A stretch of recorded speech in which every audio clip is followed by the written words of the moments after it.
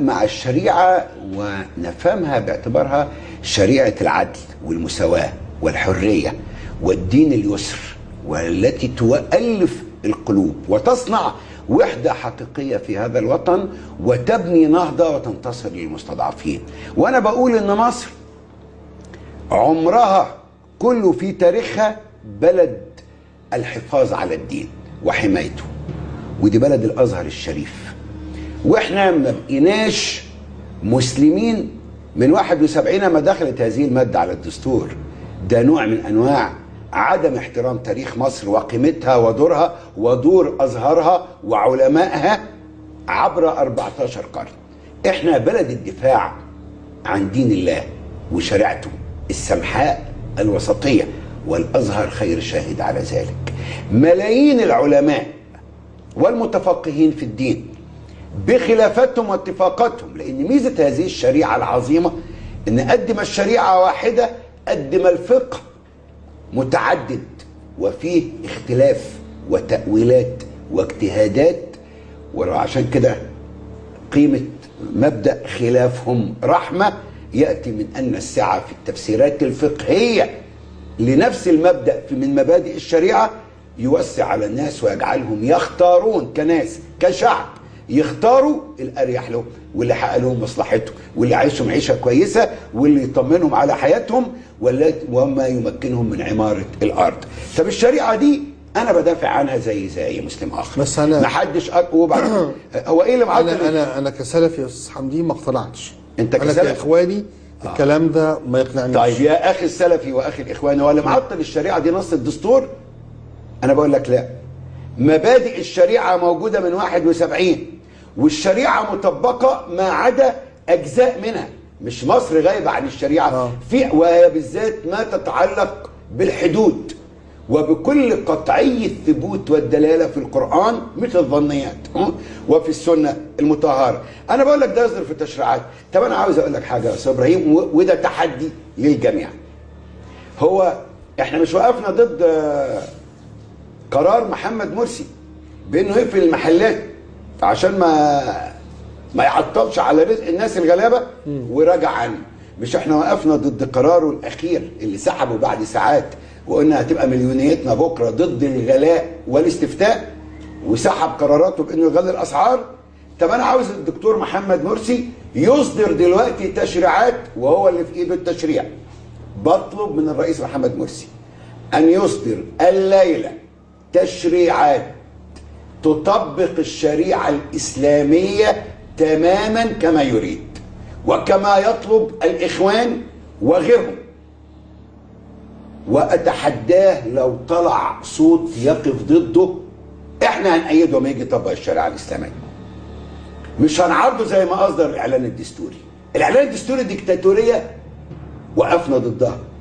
طب في القرار اللي هو أصدره التشريع القانون اللي هو أصدره هو رفع الرسوم على المشروبات الكحولية. طيب الخمرة حرام يا سيادة الرئيس، طلع التشريع الليلة دي بدل التشريع اللي انت كنت مطلعه، بدل ما ترفع رسومها ترفع بقى الرسوم، طلع التشريع امنع الخمرة وشوف بقى حمدين صباح هيقف ضدك ولا هيأيدك. إذا وقفت ضدك وانت بتمنع الخمرة يبقى ما تقوله عني صحيح. وإذا قلت لك إن أنت قرارك ده مطابق للشريعة يبقى أنت ليس لك علي حجة ولا على أي مواطن مصري.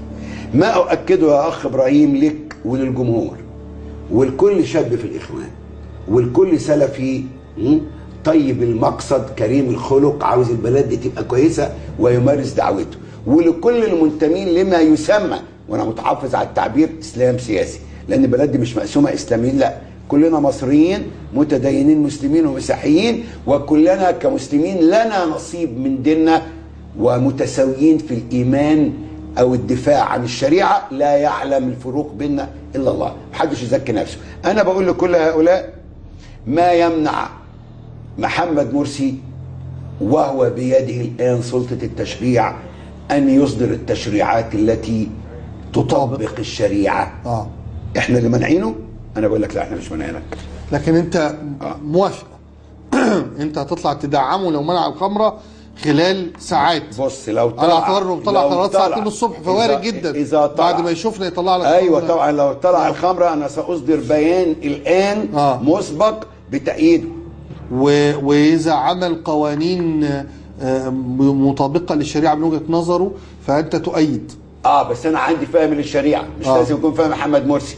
لانه لو قال هقطع يد السارق هقول له بشرط ان تحقق حد الكفايه. لان الجعان في البلد من حقه وفقا للشريعه اذا كان هيموت من الجوع يسرق، ما يطبقليش الشريعه منقوصه من شروطها، وما يطبقليش الشريعه خارج سياقها الاقتصادي والاجتماعي، وما يطبقليش الشريعه على فهمه، يطبق الشريعه على حوار ديمقراطي. وفي الاخر اللي هياخد قرار تطبيق الشريعه، لان زي ما قلت لك الشريعه واحده والفقه المعبر عنها متعدد. الفقه المتعدد ده خيارات هتطرح علينا، اللي هيختار ايه من بين الاراء الفقهيه اللي كلها صحيحه يناسب مصر النهارده في ظروفها دي ويحقق لها الخير هو الشعب مش الحاكم. هو مجلس الشعب المنتخب ديمقراطيا مش الفقيه. نعم هيقول لك استناني لغايه ما يجي البرلمان وهو اللي يحدد القوانين. طب ما انا موافق. حد هنا لا. انت تقصد انت يعني بتفترض ان الموضوع اللي عليه اجماع، امنع الخمره دي مش محتاجه، ده ما فيهاش خمره محرمه، امنح يلا امنح. التحدي على اعتبار انه كل ما هو محل اجماع وقطع الثبوت والدلاله لا احد يقول له لا على الاطلاق. كل نص مشروط بتوافر عناصر تطبيقه كشرط الكفايه لتطبيق حد السرقه على سبيل المثال، وما اكثر هذه الشروط في كل نص قرآني. صحيح، بس احنا هننزلها منزلها. لكن انا بقوله في الموضوع ايه، ما حدش يتاجر بقى بالشريعه ويقول اصل احنا كنا رايحين نطبق الشريعه وبعدين وقف لنا الناس بتوع جبهه الانقاذ. مش مظبوط. احنا واقفين لكم اما تيجوا. مش مظبوط بس ولا كذب؟ كذب. انا بقول تعبير يعني رقيق. كذب واختلاق وسوء فهم وسوء قصد. طيب انا بقول بقى لكل المصريين الان بطريقه واضحه، خلافنا مش في الشريعه وخلافنا مش على ديننا ولا على شريعتنا.